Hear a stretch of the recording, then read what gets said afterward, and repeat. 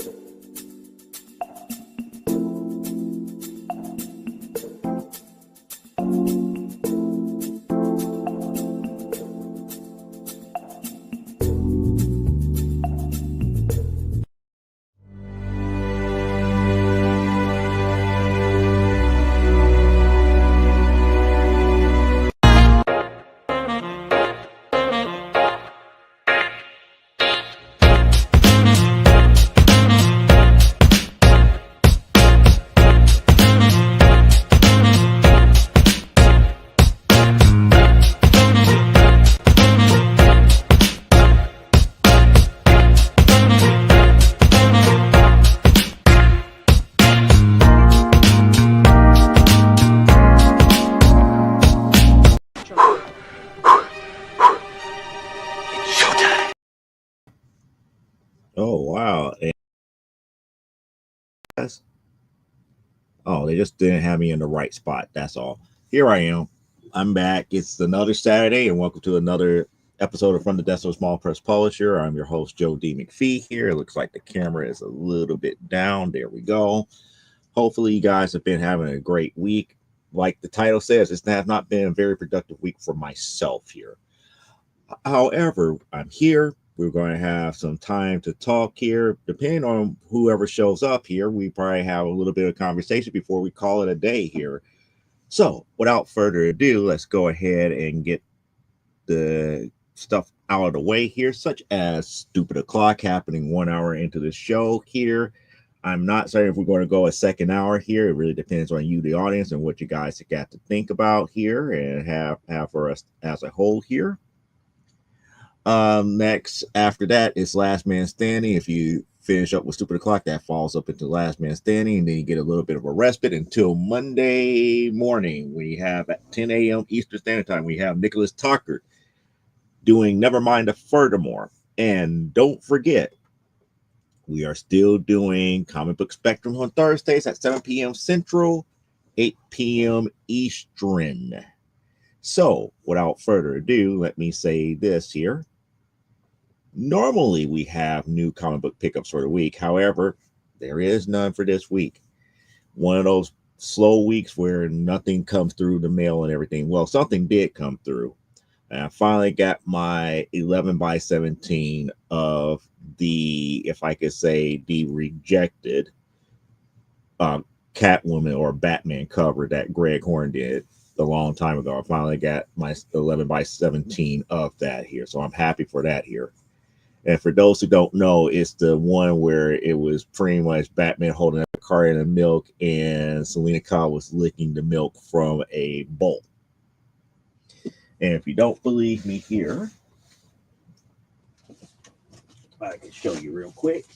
It's in my portfolio now. I got to take out a couple of things here because some of the things here I can't really show anyway because I don't like violating people's trust nor getting other people in trouble.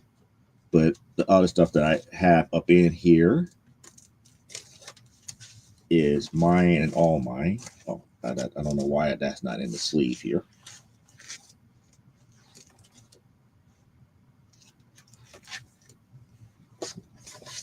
Here we go.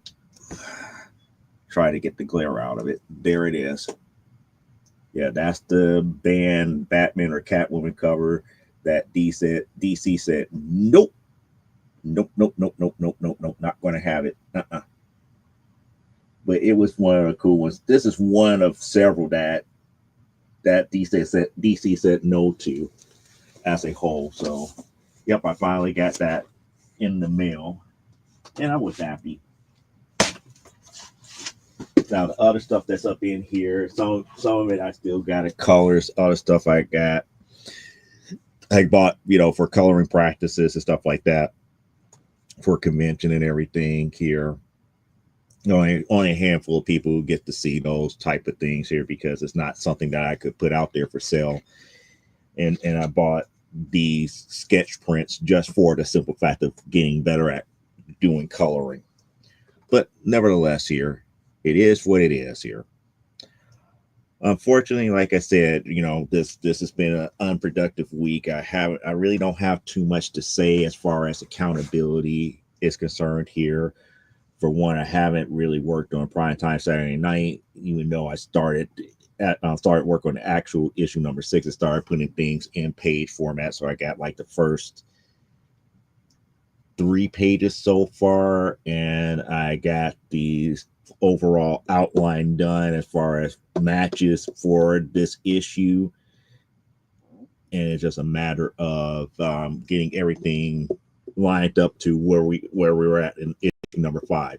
Issue number 6 does continue the tag team tournament, so we have at least two bouts there before we get in. Then what I was trying to figure out is like, are we going to do 2 issues to the championship match or 1? And I'm trying to think, it's like, for the pay-per-view, do we do the semifinals and finals or just the finals? I'm thinking we're going to have issue 7 that covers the semifinals, and then the pay-per-view would be the actual championship match here. So it would be kind of interesting in that aspect to actually, pay attention to when issue 8 comes out here. But issue 6 is in progress here. I actually have worked on Amazonia number 8. Not real much drawing per se on Bristol boards, but been sketching out different ideas and everything based upon the script. So got a little bit of that going on. But like I said, it hasn't been productive. Why? Because one, if you notice that, I'm not my normal self, being happy and giddy and everything, is because today, where I live at, they had their annual block party, and let's just say it's one of the things that I don't really care for participating in too much. But where I'm at here, the other people that I live with goes for that type of thing. So it's a matter of moving stuff here, moving stuff there, bringing the stuff back in, moving the stuff back to the proper place after it's all said and done here. At least I got a meal out of it. That's pretty much it. But nevertheless, it's just one of those things that, I really stick to my tradition. Now, traditionally, I would be at somebody's convention back in the day. So normally they normally schedule right around the time that I'm normally at like a comic book convention. But since I have been doing a lot less comic book conventions over the past couple of years, I've been kind of like that guy that don't want to come out and be social. Or usually I go to like the storage area for a couple hours where I could be away from that, then come back and deal with it for maybe like 2 to 3 hours to bring the stuff back in. But it is what it is here. But that's part of the reasons why that had happened. And then the fact that I didn't really truly get to work on anything for like Legend of the Giant Slayer or Primetime Saturday Night this week too kind of threw me off here. But there was just like a lot of weird stuff going on here. Plus, I'm also dealing with what's going on with storage and the personal collection and trying to get things organized and whatnot. I'm finding out that I have deeper runs of certain series that I didn't think of. Like, for example, The Flash. I pretty much got almost all of New 52 Flash, all of volume 1, Fastest Man Alive, and a couple other series here, and a whole bunch of the tail end of volume 2. So it was just like, it was kind of shocking because I was like, did like a whole box of Flash, just throw all these Flash titles in, and I finally got a chance to separate them and see what volumes there were and this, that, and the other. I don't have much volume 1, but volume 2 on down, I have a good chunk of different type of stuff here. So yeah, you could say that I'm more of a Wally West fan than a Barry Allen in that case. But nevertheless, it is pretty much what it is here. And, outside of that, comic book related wise, I watched a couple of videos here, and pretty much it's this, in a way, being a YouTuber myself, I understand that people need to create content, but I'm really getting tired of seeing the same type of stuff over and over and over again. It's like, there's certain people that I watch just to be on the, if I could say, be on the inside track of a lot of different things, such as the investment side of comics, because that's one of the things that I really don't do all that much. It's really getting into the investment side. And one of the people that I watched over this past week did one where they did a video where it's like, oh, a sort of controversy about PSA and the whole thing about people getting up in arms about how they designated certain issues as first appearances and stuff to that magnitude. And I'm just up here, it's like, we got better things to worry about. It's like, but it's mislabeled. It's like, technically it's not. It really depends on the source that you go to. And there's nothing that's really universal, because of the simple fact that the one YouTuber that I'm talking about, he took Miguel Spider-Man 2099 as an example.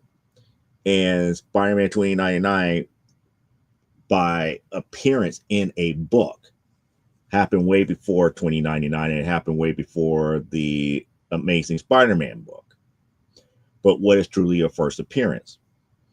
Now, if you ask a person like me, first appearance would be the first time that they are mentioned in some type of continuity. Not in a preview, not to say the character is coming, not being used to advertise something else. When the character is actually physically in story and is a part of the current continuity for that universe, that is what I consider more of a first appearance. And if they do give an origin, the origin would be that way. So, that's just me. But getting to the arguments about, oh, well, they were in this Marvel Sales magazine where he said some lines that had nothing to do with him being Spider-Man 2099, does not, to me, connote that it's a first appearance. And the one thing that I do agree with is that no one person or no one entity really can say who or what or where is a first appearance, to be quite honest here, unless it's kind of like obvious de facto. Because if that was the case here, it's like the first black Spider-Man suit would have to be Marvel age when they thank the one kid for the design. That would be the first appearance of the black suit Spider-Man. But you don't see people arguing about that. You see people arguing about the black suit in continuity. And that's to me, that's more of a major thing than anything else here.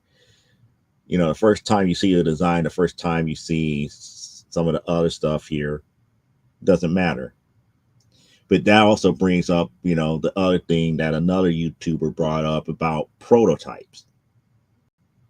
Like, for example, back in the day, we had prototypes for characters like the Incredible Hulk, prototypes for Ant-Man, and the most recent one that came out was Challengers #3 from DC, Challengers of the Unknown, for the Fantastic Four, because the Fantastic Four movie came out. Jack Kirby technically did a prototype of the Fantastic Four, except one man having all four powers instead of four different individuals. But the prototype was done in Challengers of the Unknown issue #3. We don't hold that in the same light as what is continuity. The first appearance of the Fantastic Four is still going to be Fantastic Four #1, not Challengers #3, because the prototype is not the final outcome.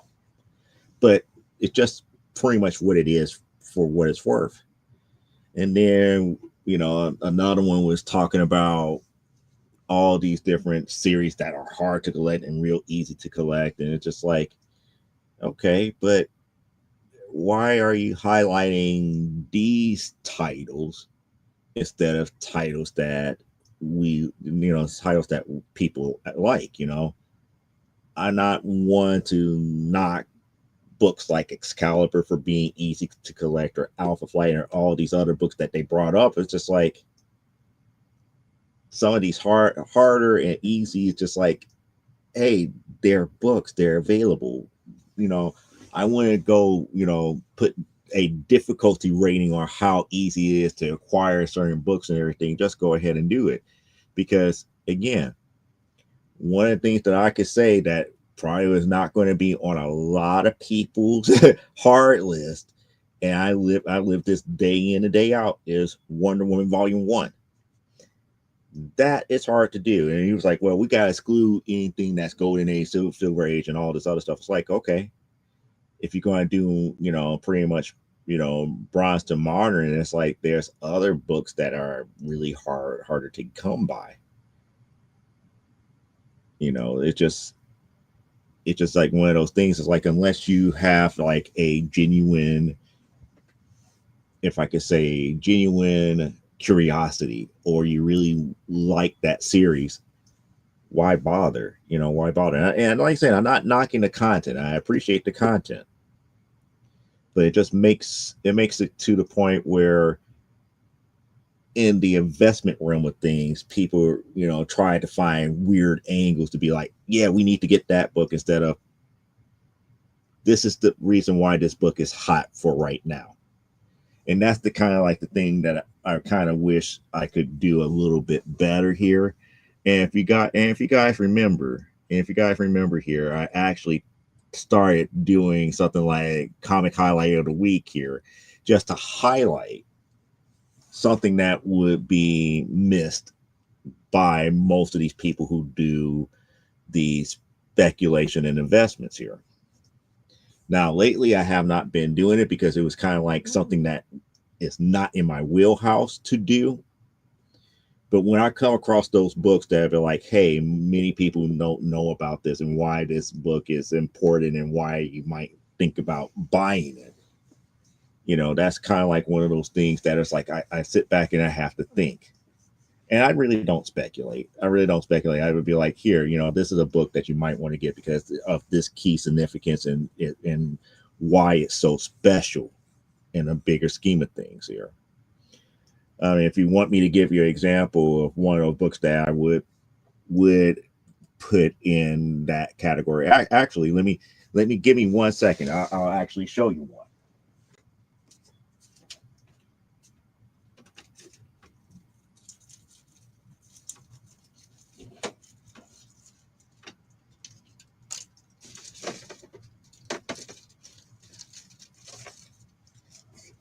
This just be one of the books that I would consider to highlight in one of those segments here, and that is Lois Lane 106.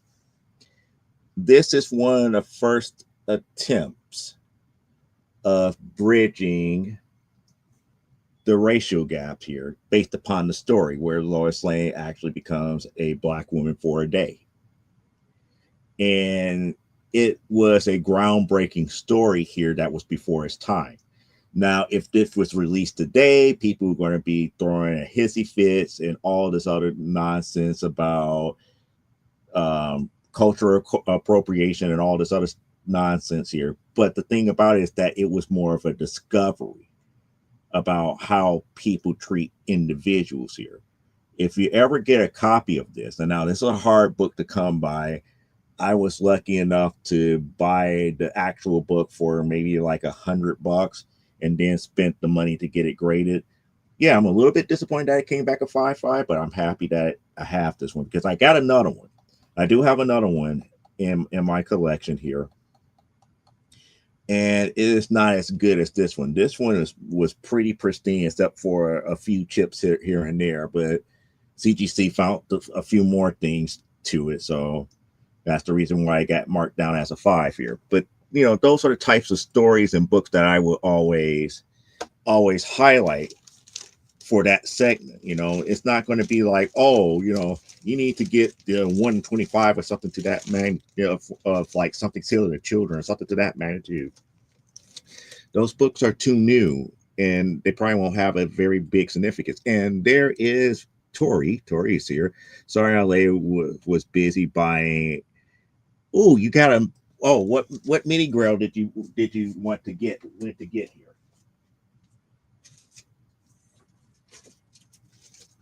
What mini grill did you grab? What mini grill did you grab here? I'm curious. What mini grill did you grab here?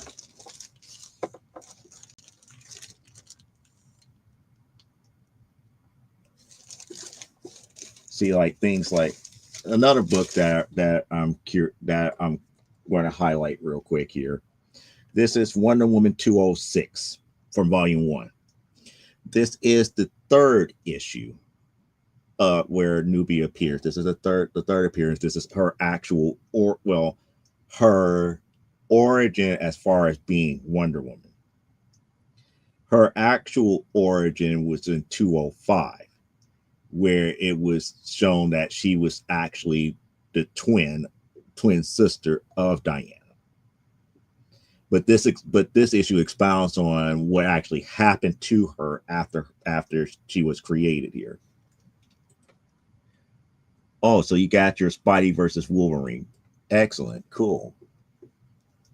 But getting back to this book is pretty awesome because she was actually given over to a different nation and she became that nation's Wonder Woman.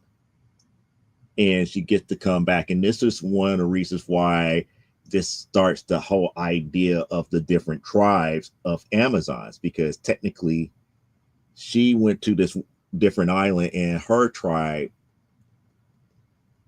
followed after the traditions as well. Beanie wants to steal what? Which one? But, you know, this is, 7.0. I actually had this book for quite some time here. Just finally decided to get it graded, just like my 205 here. So now I got all the first 3 issues that Nubia appeared in graded here. This is my 205. This came back as 7.0. This was the cleaner version of the 2 that I have here. So I got another copy of this one and another copy of 206. And I do have the facsimile of 204 and actual 204 back there. I just don't break the actual 204 out all that much here. But this one came back as 7.0. And this was a backup story. So this wasn't even a main story in 205. It was a backup story. So they introduced her, they gave her a backup story in this issue, and then they brought her back into the actual main storyline in 206 here. She wants the Nubia. So she's still on her Beanie 5 capers here. I get it. She's still playing that Beanie 5, trying to break into the vault to get all the slab books, huh? Yeah, but those are the types of books that I would typically have in that segment here as a whole. Yeah, Beanie went to get juice. Can you show her what she sent you for the okay, I will do that. BD Cinco. BD Cinco. What Parallax was talking about, my birthday, as you guys know, was last Saturday here, and I received this from one of my younger fans here. This is a Todd McFarlane designed Wonder Woman, and it's like Todd McFarlane's name is all over this bad boy. Todd McFarlane. Todd McFarlane toys all over this thing. But yet, what did he say back in the 90s? Women characters don't sell. Hmm. Hmm. I'm gonna be like the I'm gonna be like the horse on Ren and Stimpy. Hmm. Hmm. No, sir, I don't like it. I don't like it at all. I don't like his comment because again, a young woman bought a female character from his design company as a birthday present for me. So that tells me that even back in the 90s, when you really think about it, with many Barbie dolls are being sold back then, many Gem dolls, and all these other types of things here, he was wrong. The problem is that those types of figures for women were not as articulated as what they were doing for most male action figures. So it just didn't work in the same aspect here. So, yep, that it is. So there it is here. Yeah, you can show. Yeah, I'm showing it. I'm showing it. I'm showing it. It's Beanie Lives and her godfather and her godmother and a secret member. Yeah, women characters never sell their peg warmers. See, that's I was hoping to get here in time to see this to have it signed by. Oh, you didn't get it signed by Christopher Priest. Oh, that's kind of sad. No, sir, I don't like it. I don't like it at all. Yep, that's Beanie here. Beanie's happy that I got it here.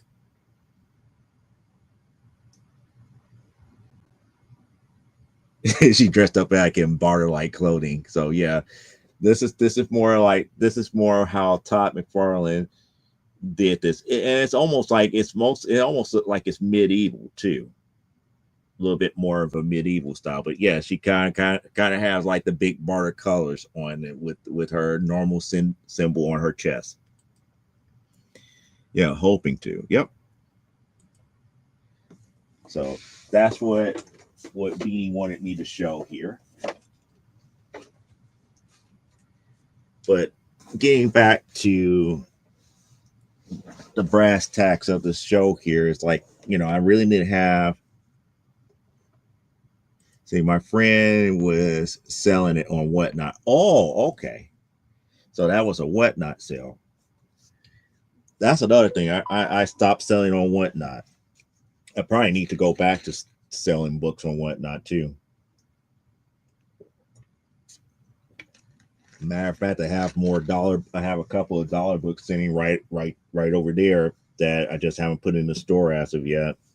I just haven't been in the mood to do Whatnot shows because I can't sell.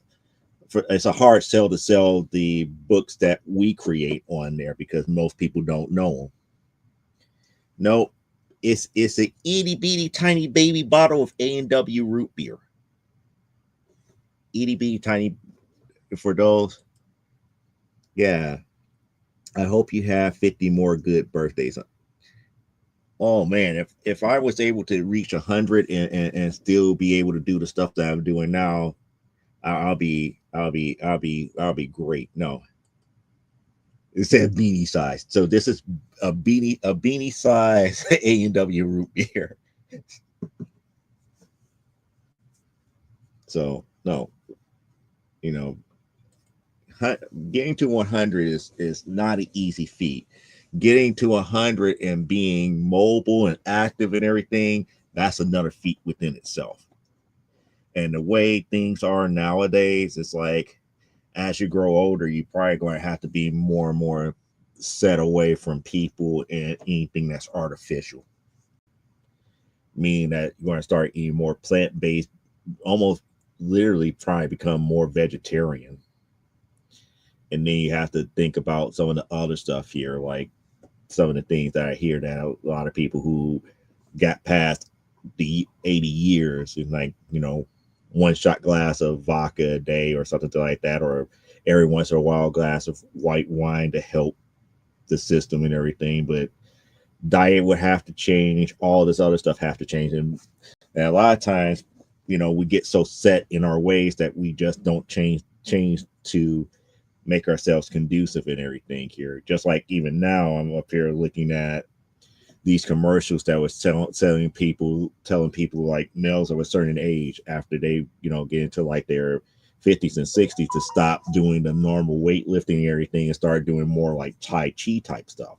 And I thought about it and I started looking it up, and it's like, yeah, that makes more sense because, you're not trying to build bulk, you're still trying to keep your range of motion, and doing Tai Chi exercises help you keep your range of motion more so than your normal sit-ups and push-ups and bench pressing and all the other stuff here. Because if they cremate me, kaboom, kaboom goes to place.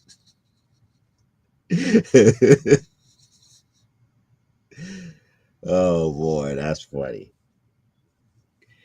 No, but it just kind of one of those things here. But like as I was saying, it's like I was just looking at all the different YouTube stuff that's out there, content wise, for comics, and I don't know. I just seem kind of more dismayed about it.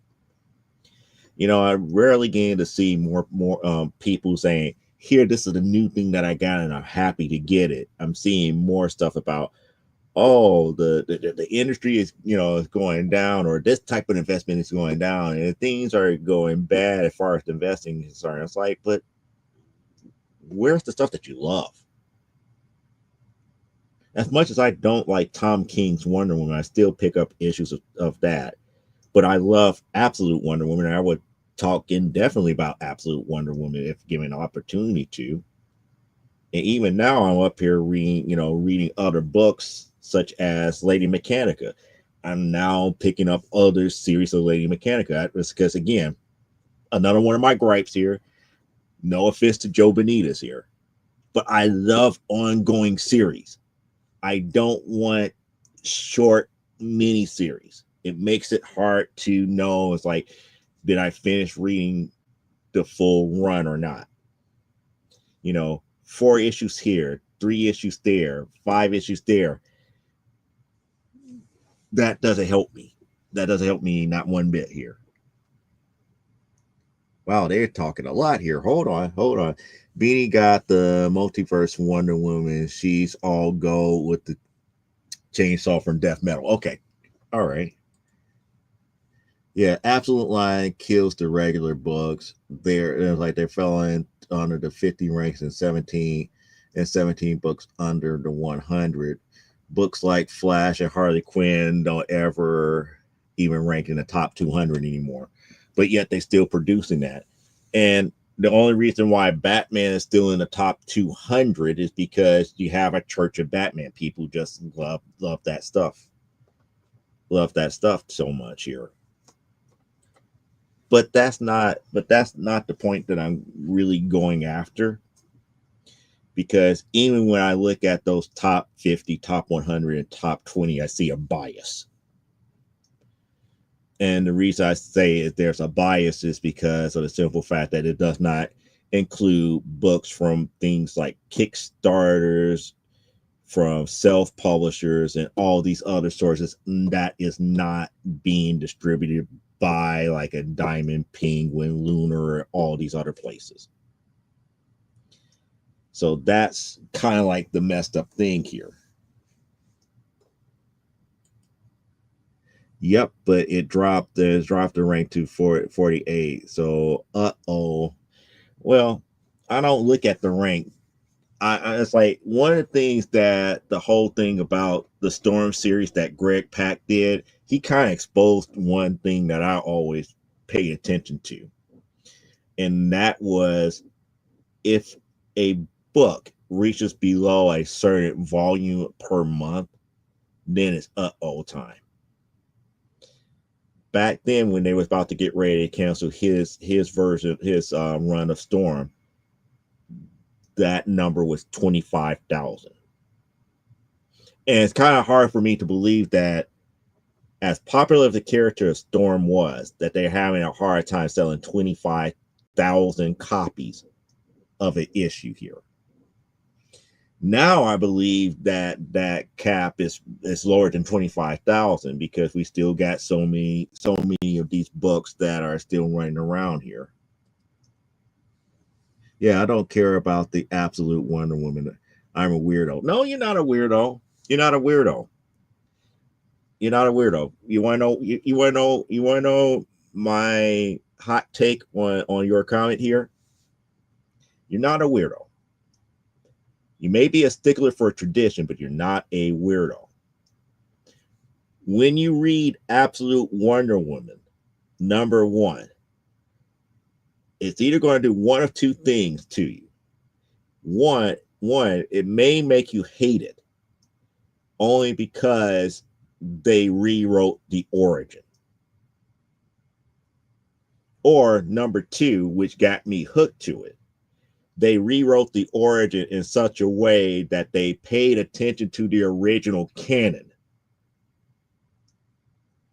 but yet put a spin on it to make it interesting.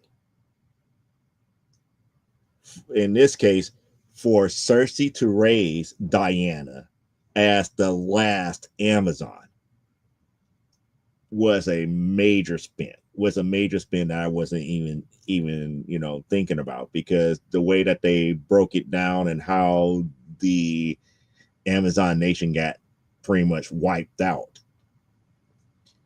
That spin was unique.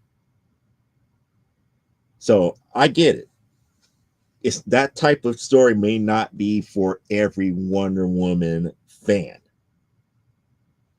but it does pay attention to canon and lore to make Absolute Wonder Woman story viable as a alternate universe Wonder Woman, and it fits without breaking canon. And that's the key thing about it. Yeah, I looked at it and went, nope, I have one. Yep, but I might pick it up. I pick up the trade. Well, that's the thing. It's probably going to be like multiple trades, because I don't see Absolute Wonder Woman going away. That's going to be an ongoing title that I don't see going away.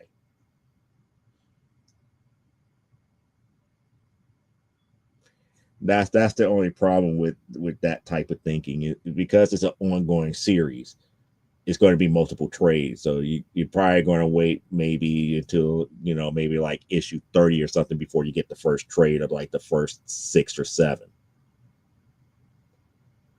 It's not a bad story. It's not a bad story at all, but it's different. It's different. It's different. She's a lot more violent, and it's not your stereotypical Diana that you get here.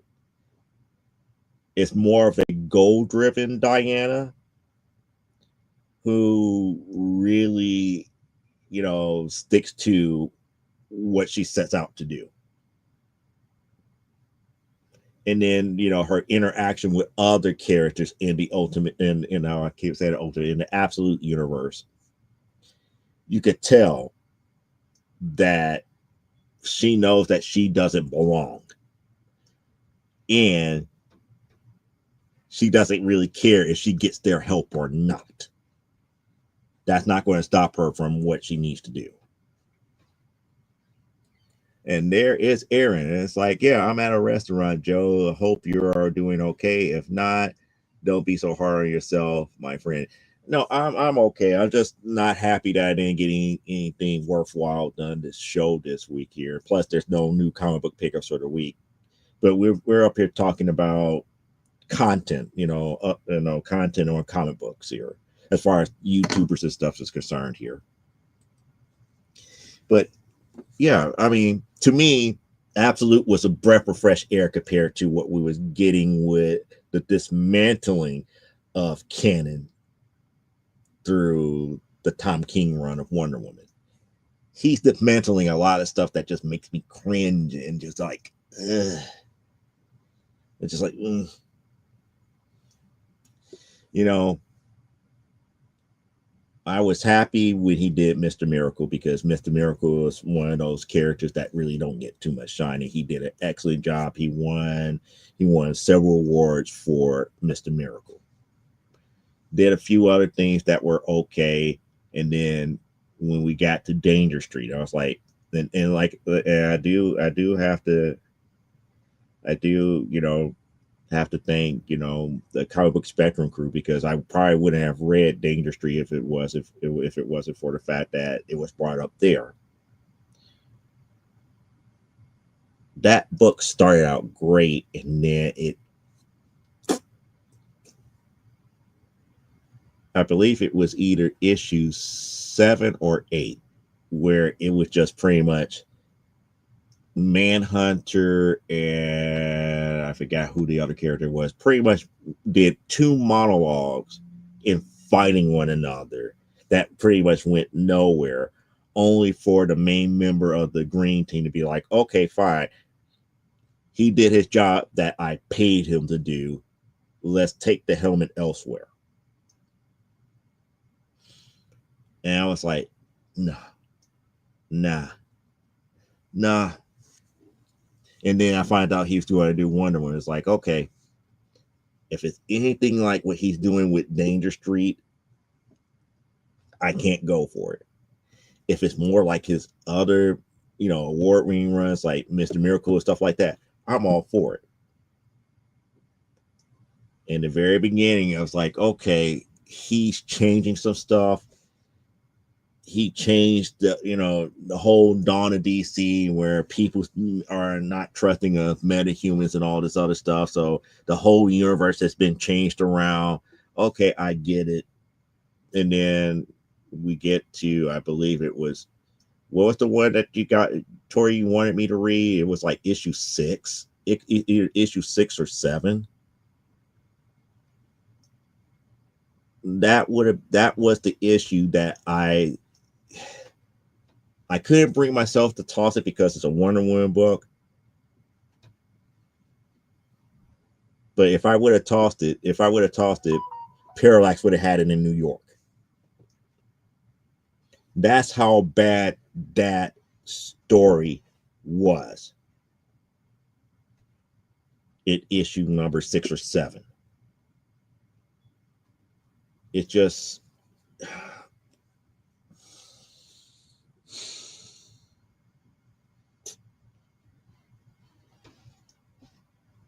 it was misogynistic dribble. Very.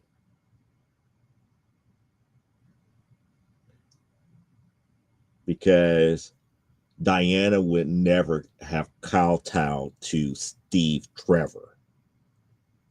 Even if she was up under the influence of the lasso of lies, she would have never kowtowed to Steve in a way that she did in that issue, despite the fact that, it was mostly in her mind. I'm sorry. And then on top of that, you created a character. Yes, Tom King created Trinity. I'm going to put that out there. That's his creation. Because if you go back to 800 and a story that was started in 800, we never got the second part of that story because it's still being unfolded in Wonder Woman. And it just, my head hurts now. But nevertheless, let me get back to how you guys are talking here. Yeah, Tom King, I like that first, and now I'm like, let it in. I didn't care too much for it at first because I had to get past the whole thing about how he was writing Amazons as a whole here.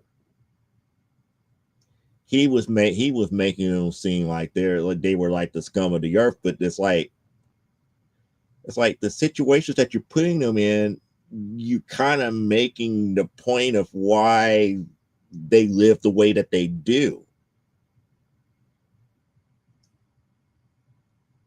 Just because just because there's males there and they're being very chauvinistic and all this other stuff doesn't mean that they just bend over and just take it.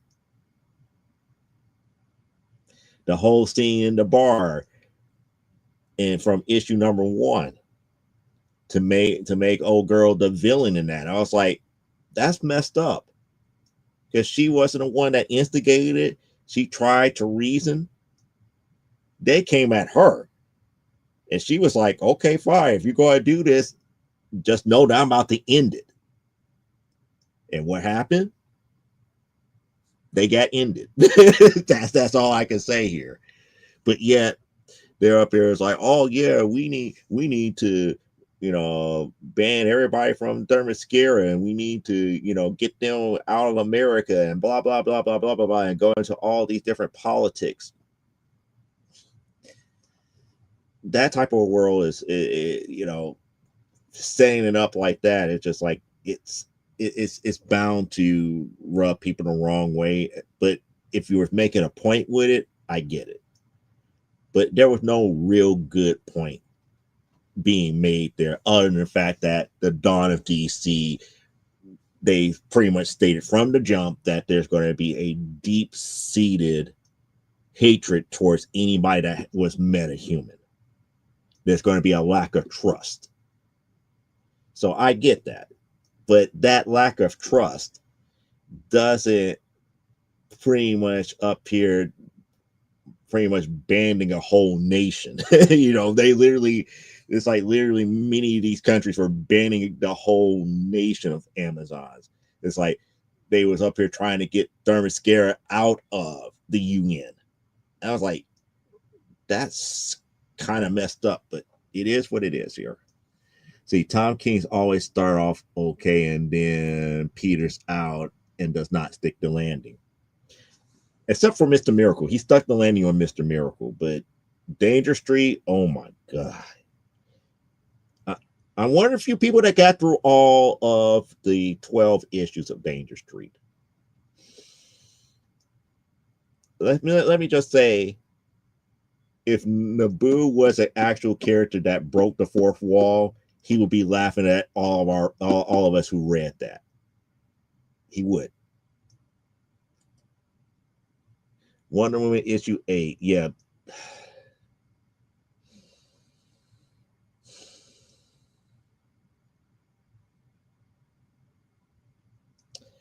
You don't Bible thump in a non-Bible thumping series.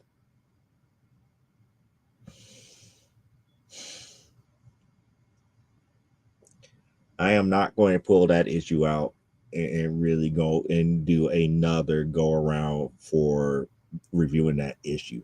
No, I'm not going to do it.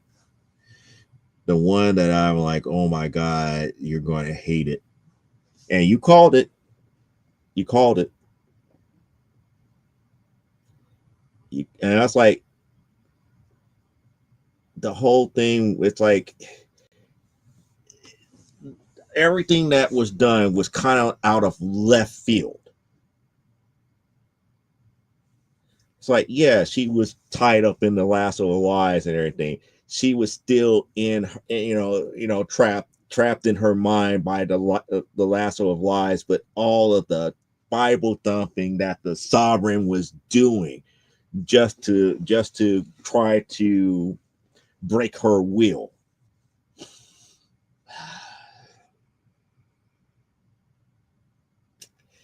The only one thing that I can say is this, and maybe this is not the most intelligent thing to say right about now.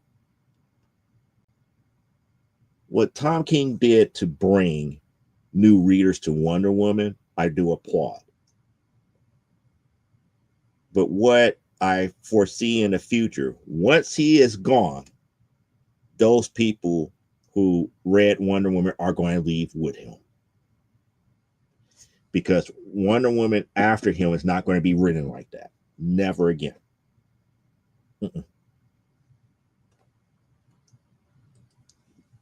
Not me. I would have rebounded it right back into the East. It's like, nope, it's not going to be a frisbee. She's going to be like, block. She's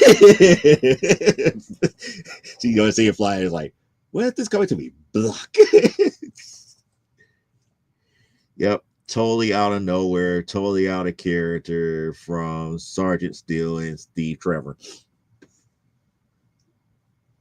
Steve Trevor coming in and it's like, oh, I thought you were going to iron my shirt. The roast is pretty dry. I thought you were going to have time to do this today.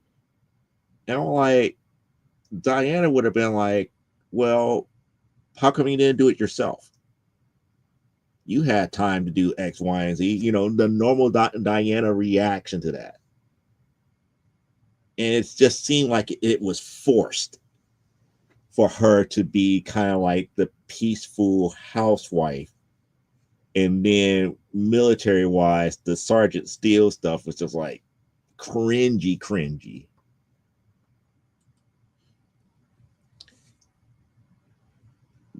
I agree. Trinity is a undeveloped character that nobody likes as an adult. Her adult self, nobody cares for. I'm going to stick up for people like Tori, who likes the adventures that she went on as a kid. Those are kind of fun romps. I will admit that. But her as an adult character is garbage. They have not written her well at all to make me like the character.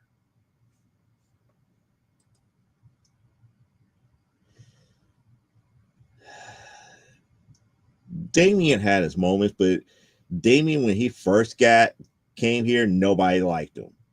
But they wrote him better. The more that they write for him and they finally got the right writers on him, they finally wrote his character better. So now he's tolerable and likable. They haven't done that with Trinity as of yet. Yes, justice for Yara, because again, the way that they set up Yara as of right now, Yara is technically now the Wonder Girl for this particular generation. But what happened? There is no Wonder Girl series. There is no, well, she's not even a teen. She's not even a teen, so she can't join the Titans. She's just stuck in limbo, making an appearance here, there, and everywhere when needed. She was carrying her own book that was doing great sales wise, distributing wise. Again, that's a whole nother headache here, but we're not going to go there. Yeah, Beanie and Lil says we still love you, Unky John. They are so. Yeah, what I mean is the woke activist bullshit. It was more than that. It was more than that. You call it woke activist bullshit. I call it changing the lore in such a way that I get away with writing what I want. That doesn't fit one bit.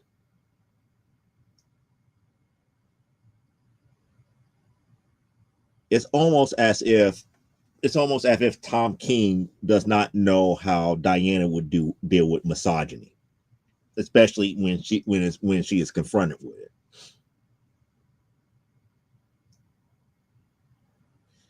That's how messed up it was. Issue 8 was very messed up. And when I saw the Bible thumping, I was just like, this is not gonna bode well, but he still got fans. He still got people who still reading it. Yeah, left field, that stuff was out of Polo Grounds. the old school Met Stadium. Yeah, I'm standing. I'm standing here, Kaminsky. Yeah, yeah. Yeah, would have been like, no, no, no, not today. And the figure went, no, no, no, not today. Yeah, but yeah, Herper Derp, Trump, Herper Derp, conservative manga. I wouldn't even say that. That was more deeply rooted. That was more deeply rooted in something else. Because the whole misogynistic attitude started in issue 1 and it kept following. It kept following all the way up to issue number 8. And that was the one thing that a lot of people was not picking up on except for me. Because you have to take all the little snippets of all the jabs that he was making. Like the father that did the interview on the newscast, I believe either in issue 1 or issue 2. He was saying that he was worried about his daughter following after Wonder Woman. That he was like, she's setting a bad example. And I'm sitting up there like, how is Diana setting a bad example? And like I said, I have to fall back on the whole Dawn of DC, nobody trusts metahumans. But if you're really reading, more of the males had a negative connotation to the Amazons, more so than the women. The women were like, we're okay with this, but we're not going to speak up in front of our husband and other males too much to not cause controversy. But you had all these different men that were, speaking on all the, if I could say, feelings that they had about what was going on with Themyscira, and Themyscira joining the United Nations and being admitted as a island nation of their own and having their own government and being a part of like NATO and stuff. All of the is just like, why is there so much of a separation between men and women up to this point? And then that's how they introduced the sovereign. And I'm up there like, oh, okay. So we have the sovereign. The sovereign has the last of lies, this, that, and the other. And he's goading people. He's really goading people left and right and right and left. And that what makes Amazon, the second volume of Amazon's Attack, so much more important about the whole thing with the Apple of Discord and the one forgotten Amazon. See, Joe be reading his books, and he tries to make sense of lore, but that's just the way that it is here.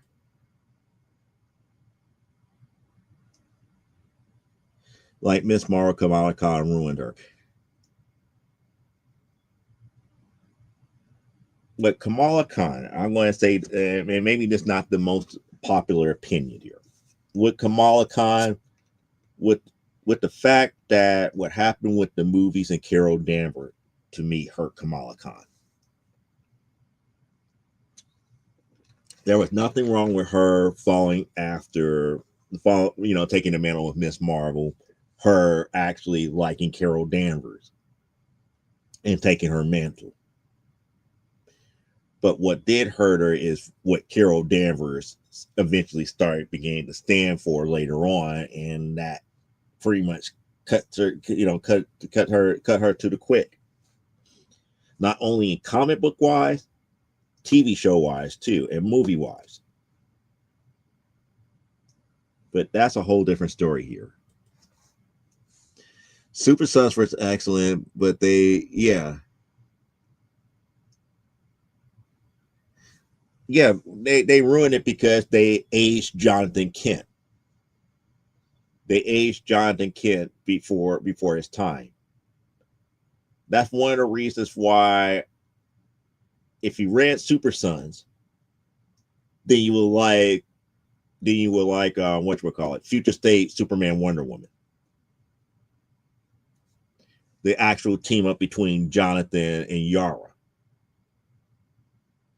Because Yara never saw him more than just Jonathan. Had no interest in him or anything to that magnitude. You're just like, oh, you're a Kryptonian. You're just as strong as I am. Yada yada yada. Let's go and deal with the situation here. And Jonathan know that Yara could be kind of a hothead, and Yara also knows that Jonathan could be too much of a fuddy-duddy. But it works. It works so well, like it did with Super Sons, where the roles were reversed. But if you like Super Sons, you probably will like Future State Superman Wonder Woman. Like I said before, she belongs in the little kids' books. I agree. No disagreement in that. I will agree that Trinity should be a young kid's introduction to Wonder Woman. That her child version, the reason why you like the child version of her, because of the simple fact of how they written her, and the fact that Ben and Jonathan were more like big brothers to her at the small little age of 6, 7, and 8 years old, spoke volumes. Adult Trinity is just not a good character, period. He would conform it like into Wonder Woman, the animated movie from night.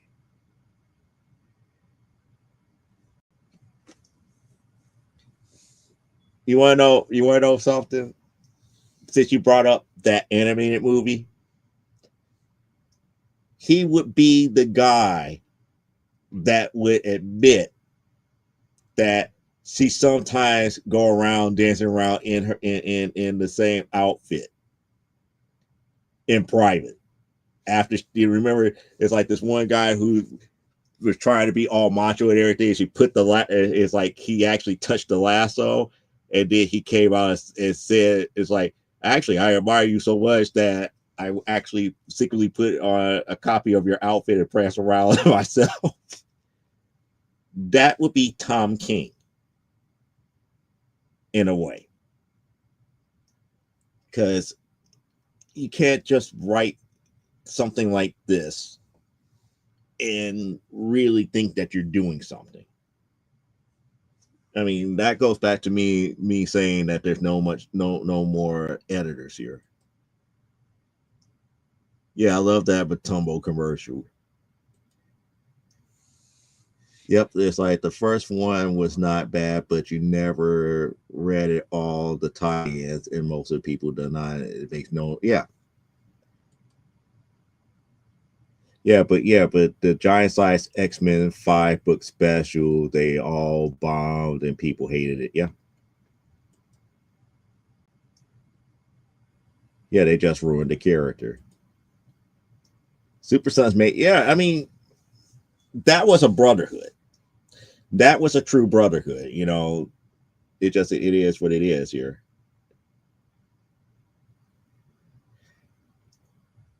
I'm beginning to believe so. Really beginning to believe that. I wouldn't call him a hack, but he's just not good for anything that's ongoing. And still, he has not brought Trinity back to the forefront to finish out the story for issue 800.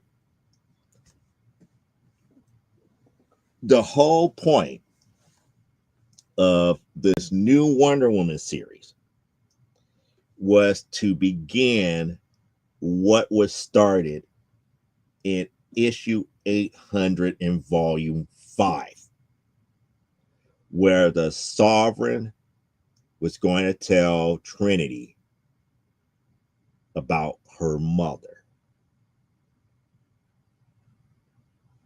So issue number 1, we started getting all this other stuff and yada yada yada, but we never truly got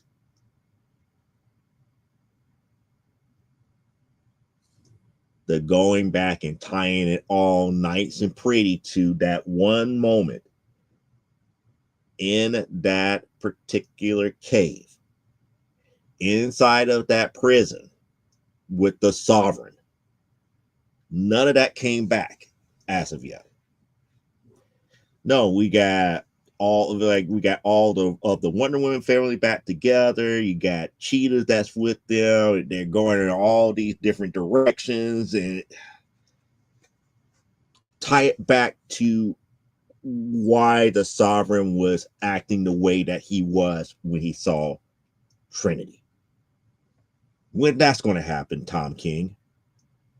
Oh, it's not going to happen because it's an ongoing series.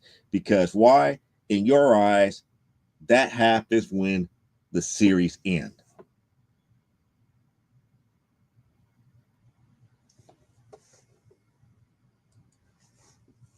Yeah, he was good for well, Mr. Miracle was 12 issues. I forgot what was the other one that he did in 8.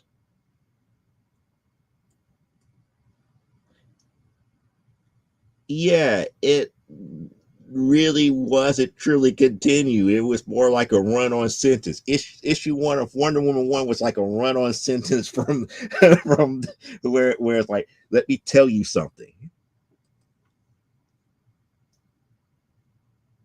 Still waiting you have Snyder wanted these. Oh boy, but no, but still, I don't understand Trinity as a character. Not to say that I hate the concept of her or hate her design. They just haven't developed her.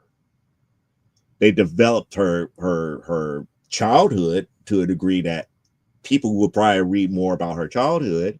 And I still feel that the miniseries that they're running now with Trinity, where it's pretty much her adult self talking to her younger self. And we still get to see all the corgi love and all the other stuff here, but it was still her dealing with her younger self.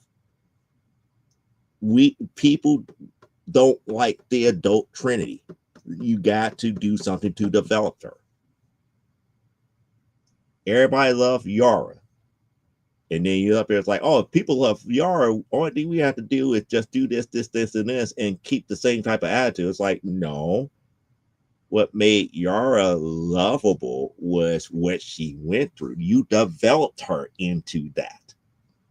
You did not develop Trinity into that. You just said cut, copy, paste, and think people are going to fall for it. It doesn't work that way. Never works all that great that way. But it is what it is here. I think we got off track because you guys like for me to rant more so than anything else here. I don't really like ranting for ranting's sake. It's a waste of time. But since you brought up Tom King's Wonder Woman, and like I said, I leave it alone. I still read it, but I leave it alone. It's like, yeah, it's cringeworthy stuff up in there. But like I said, as a Wonder Woman fan and as a collector of Wonder Woman who still hasn't missed an issue since issue 164 from volume 1 to present, it's something that I do. We love it. The girls. It's like they love me ranting. I'm not one for ranting. I just don't like it. But as long as you can make sense, as long as you make sense when you rant and you got good points to make, it is what it is. But ranting just to be saying like I'm mad, it's like, yeah, you could be mad all you want, but make sense of why you're mad. And also as you rant, tell us something that you do like, for we could do a comparison. A lot of times we do comparisons. Like I said, it's like, I don't like Trinity, but I like what they did with Yara Fleur, and what they did with Yara Fleur, they kind of cut, copy, and paste and made Trinity. Don't do the cut, copy, paste here. Develop the character.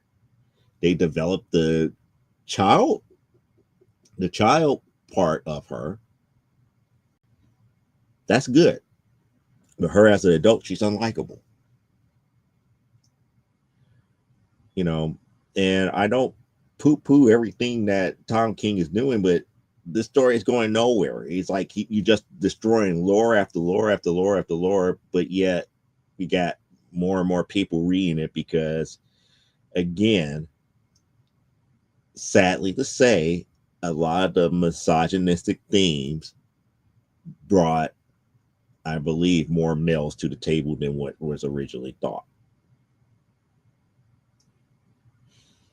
It's sad. It's very sad. For one of the strongest characters in the DC universe to go down this route with the lore and stuff being eroding away. That's why I'm so happy that I have an absolute Wonder Woman to curry my anger, because I could read Absolute Wonder Woman and feel like, okay, the old lore is still there. What he's doing here, it just doesn't make much sense to me. But anyway, what else do you guys are? Oh, I talked about, the collection at storage and everything here. I still got to go through some more books here. It's modern, the way that they're doing things nowadays throws a lot of things off as far as volumes is concerned here. Like, it took me, I have to go back and remember that, Incredible Hercules was really Incredible Hulk. At first I was treating it as a separate series, and I thought about it, I was like, no, that's the Hulk series. When Hercules take over, they instead of just saying it's the Incredible Hulk featuring Hercules, they made an Incredible Hercules. And I'm like, why? If it's still part of the Hulk run, it still should be Incredible Hulk. And then when they go from one numbering back over to legacy numbering and, putting things in order and all the other stuff here. But saying all that to say is that I'm beginning to notice one trend that I'm actually going through as of right now.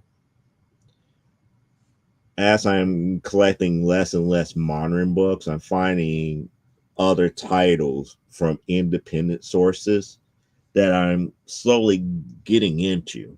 Like, for example, I would never got into Whisper. I would have never got into Razor, Double Impact. Those were books that were like, nah, I wouldn't be interested in. And I go back now and read them now. I was like, you know what? I should have had appreciated them then when they first came out. I should have. But the themes and stuff were all the same to me. Oh, look at this pretty girl who could do all this awesome fighting and yada yada yada. That's the way they were selling. It was being sold to me as a TNA book, but there was something a little bit more in the tank than just a TNA book. It's not like how Zombie Tramp or stuff like, Vamp Blade and Zombie Tramp type stuff. This was, some people's fantasy of what a good woman who knows how to handle herself in combat type stuff was. It is what it is. It is what it is here. Was it believable? But it was a good read. I look at this stuff as good reads more so than anything else here. But I'm not going into that. It's like, and also I'm also getting tired of explaining to people what it's like. Why aren't you a Batman fan? Because Batman is flawed. In the real world, Batman would be in Arkham Asylum despite how much money he has. They would have called him crazy. How come you're not a Superman fan? Because he's not believable. How come you don't like Green Lantern? Because it's not believable. And for those who do know, it's like, yeah, at one time I used to get Flash, I used to get Legion of Superheroes and a whole bunch of other books. But I fell off of them for a reason. but I stuck with things that I like more so than anything else. I stuck with X-Men all the way up to like volume 4. I stuck with X Factor through 3 volumes. Now, mind you, I grew up with the X books. I grew up following Doom Patrol. I grew up following Wonder Woman. Batman to me was like, okay, when I break it down, I'm a wealthy billionaire that could pretty much get away of doing whatever I want because the commissioner of the city deputized me to do so.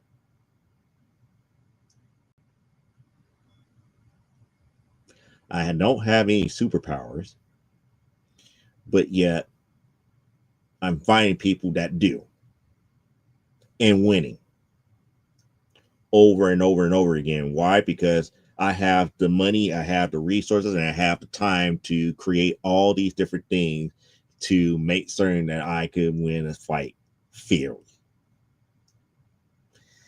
That doesn't sound too superhero-ish to me, considering the fact that we got characters like the Phantom who have done it better. Considering that we got characters like Doc Savage that did it better. You got characters like Danny Colt, aka the Spirit, who did it better.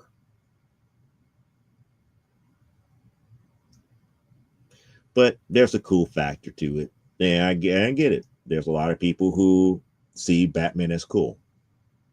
I don't. I'm not going to rash you for it because I'd rather for you to read a Batman comic than some of the other stuff that you could do. But for me, it's no bueno. It just really is. Superman is just like the only time I really find Superman interesting was like during like the King Superman stories or when he actually gets to really act human. And that's the key thing.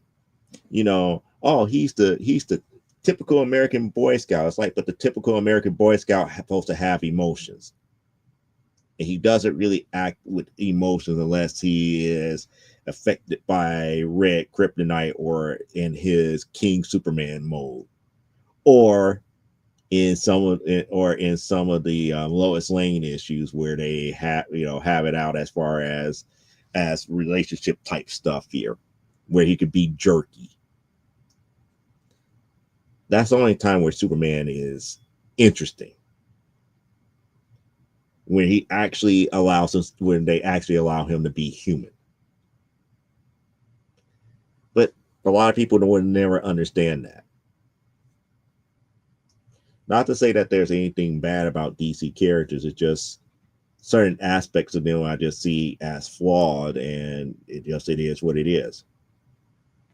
The one of the reasons why, I put up with Barry Allen. I like Wally West. I like Jay Garrick. But Barry has kind of like that same flaw. Barry typically wants to be that smartest person in the room, but he doesn't have to be. Wally was so down to earth that made him so much of a lovable character. That's the reason why everybody got upset when they killed him off the first time. Same thing with Jay Garrick. Jay Garrick, even though he wasn't the fastest of the Flashes, he was still that, down to earth guy at that level that knew the difference. And he understood that he was going to make mistakes and everything, but he knew the difference here.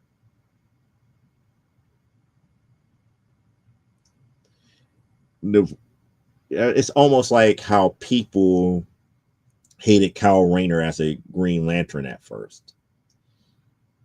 And when you compare all the Green Lanterns, it's like, yeah, as much as I like John Stewart, Kyle Rayner, you have to put some respect to his name because he didn't have anybody to help him understand what he can do. The ring didn't give him any advantage. Or or the way that I should say it is that when the ring was assigned to him, there was no specification for the ring to make him into anything other than what he was. That was the controversy about Hal Jordan. What Alvin Sur said,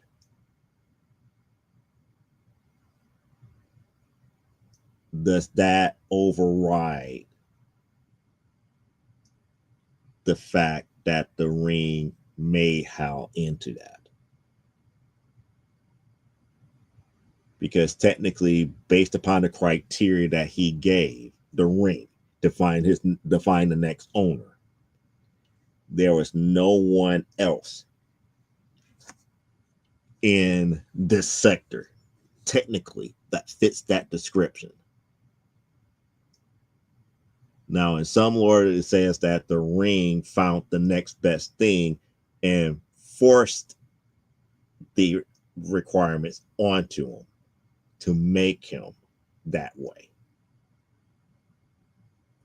Other sources were saying that no, there was probably something deep seated in Hal that the ring brought out. Either way, Kyle did not have that. The ring was just given to him. He had no true instructions. He really didn't have the core behind him training him. He had to learn everything on his own. So, in a way, you kind of have to put respect on Kyle Rayner's name as far as learning what it means to be a lantern. Was he the best lantern there ever was? No. But you do have to put respect on his name because he was, arguably one of the most powerful ones out there. But, that's the whole thing in a nutshell here. All right. Well, unless you guys got some other stuff that you want to talk about, I'm going to bring this one to a close maybe 30 minutes early here. Because, I don't really have too much stuff to talk about here. And I've been seeing the number going up and down, up and down, up and down here. So I know I probably offended some people as far as my sensibilities and taste in comics. It's like, oh, he's not a Batman fan. He don't know what he's talking about. I was like, yes, I do. Yes, I do. Trust me. It's like, I'm not going to talk bad about Batman or the people who read about Batman, but Batman is just not my cup of tea. Superman is not my cup of tea. I could read me some Challengers all day long.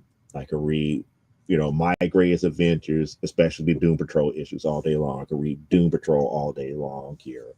I could read stuff like The Demon all day long. DC put out some great stuff outside of Batman and Superman. I'm just not a big fan of it. And on top of that, it's like, everybody that's into horror is like, I don't talk bad about people who like horror. But some of the things that they would put in front of me is like, oh, read this. It's like, well, technically this is not horror. It's like, what do you mean? It's really more gore. I don't care for so much for gore. If you gave me like certain issues of like creepy or eerie and stuff like that, I will read that and find, oh, this is more of a thriller. This is, everything is built up on this. I can enjoy something like that. But straight up hack, slash, and gore, that doesn't do nothing for me. Zero. But as I always say, read what you love. If you love that type of stuff, go for it. Don't let anybody else talk you out of not liking it. If you like women-led titles, go for it. Read it. Enjoy it. Don't let anybody talk you out of it. But the key thing here is Share that love that you have for it. What's the positives about it? Turn somebody on to it. Don't turn somebody off to it. And I think we need to get out of that aspect here. As many times as us as a community that reads comics or collect comics, I still feel that we're in this weird generation that people are turning more people off to comics than on. We would talk bad about a comic book movie instead of saying, hey, the movie did not take certain things into context, and here, let me show you what they took out of context where you could get a better understanding. Comes back to what I said before. The average moviegoer and television watcher are not going to be comic book readers. But us as comic book readers, we're going to go and watch those movies. We're going to become that TV watcher. We're going to become that movie watcher. But for it to be the other way around, it's going to take us as comic book readers to get off our high horses, to get off our own opinions, and be like, hey, I don't like set movie because it went off of it failed to reach the points of continuity over here. Let me show you what I'm talking about and do it in a positive light, and maybe you might attract that television watcher or that movie goer back over here. As many people talk bad about the She-Hulk series, not a one went back and showed people Sensational She-Hulk #1, or better yet, Sensational She-Hulk number 40 or 50, 40, 50, and it was another early one. It's not 15. 15 is where she went gray. It was the Santa Claus issue. Because if you show people that, they would get a better understanding of why the TV series was a little bit more jokey. It was during those times where it's like she kind of breaks the fourth wall, and you started to see the fourth wall breaking. And she understood that she was a character in a comic book, or at least a superhero in the Marvel universe that was also appearing in a comic book. And that's how they took the TV series. You can't take the TV series like literally for canon. And then some of the things with Titania, you have to go to like the Dan Slott run for Titania to actually show how, as much as they were bitter rivals, they ended up becoming kind of like the best of friends down the line in later volumes of She-Hulk. Those are the types of things that you do to turn people on to the books. But you're going to turn people off if you constantly badmouth it. It's like, oh, it's no good, this, that, and the other. Yeah, there's a lot of no good stuff out there on television. But the thing about it is that you have to take things with a grain of salt. It's like for everything that is bad, you have to eventually show what is equivalently good. As much people hated Captain Marvel, the Marvels movie was actually great. If you don't take Carol's role overly seriously. Just because people didn't like Carol Danvers, they poo-pooed on the Marvel's movie. And the thing about it is that those people hate for Carol overshadowed what Kamala did and Monica did in that movie. Carol didn't save the day in that movie. Monica did. That's not really a spoiler either. Monica did, but also because of what she did, we also got a taste of what could be coming down the pike as far as X-Men and the Mutants are concerned. But not a lot of people know that because not a lot of people went out to see the Marvels. But it is what it is here. And since we did not get any more comments here, it's time for us to say adieu because I don't have anything else that I really want to talk about here. Like I said, I'm more here for you guys here. You could ask me questions and different types of stuff as a whole here, where it comes to comic book production, what I'm doing with any of the titles, or stuff that you like here. If I have read it, we can have a conversation about it. If I haven't, tell me something that might turn me on to it, where I might go out and buy it and actually read it. But nevertheless, here, it is that time to say, live life, grow, and be well. Unless you guys got something else to say, I'll give you a couple more moments here. So, on that note, hopefully, I will go ahead and get the next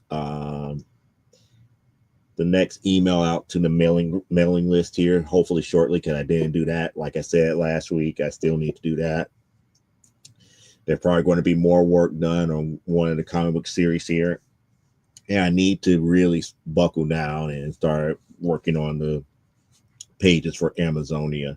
And I got the Bristol boards already out here. I just been procrastinating. I just need to get off my procrastination stint here. But I just know how I am. If I start drawing this issue, I'm going to be like laser focused on drawing. So that means that, I have to, I can't let my 9 to 5 get into my head where I can't concentrate on doing something like that here. But it is what it is here. And since there's no more comments, live life, grow, and be well. And I will see you guys here next week for another episode of From the Desk of a Small Press Publisher. Enjoy the rest of your Saturday, and I see you next week. Bye.